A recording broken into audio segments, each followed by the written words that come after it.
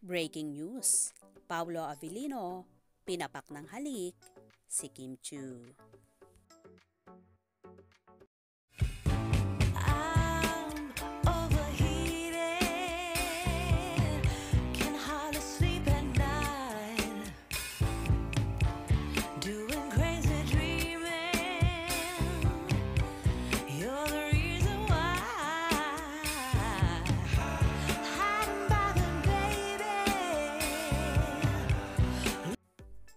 Grabe nga ang unang sultada ng pagpapalabas ng Linlang the teleserye version ni Kim Chiu, JM De Guzman at Paolo Avellino. Buena mano nga ang halikan blues ni Kim at Paolo kung saan pinapak ng aktor ang aktres.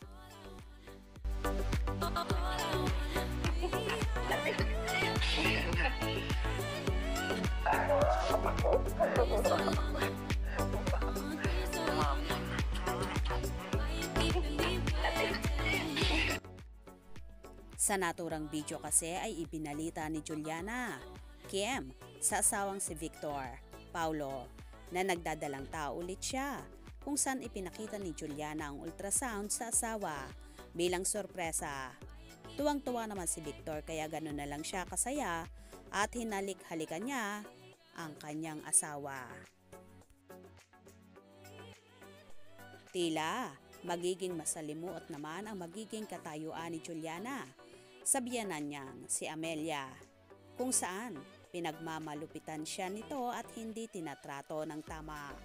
Si Juliana kasi ang gumagawa ng mga gawaing bahay bukod pa sa pag-aalaga ng kanyang anak. Anyway, may nakakairitang hirit naman si Maricel Soriano dito sa karakter ni Amelia, kung saan sinabi niyang sa bahay na ito, iisa lang ang reyna. At sabay sabi ni Juliana, Kim, ako po ang prinsesa. Sabay sabi ni Amelia, hindi nakakatawa. Ay na to, isa lang ang reyna. Ako po yung prinsesa. Hindi ka nakakatawa. Ay na to, isa lang ang reyna. Ako po yung prinsesa. Hindi ka nakakatawa. So ayun nga guys, ang unang pasabog ng Linlang na talaga namang panggigigilan nyo gabi-gabi. Kaya naman tumutok at wag na wag pahuhuli sa mga maiinit na kaganapan. Anong inyong magiging reaction sa bidyong ito? Comment below.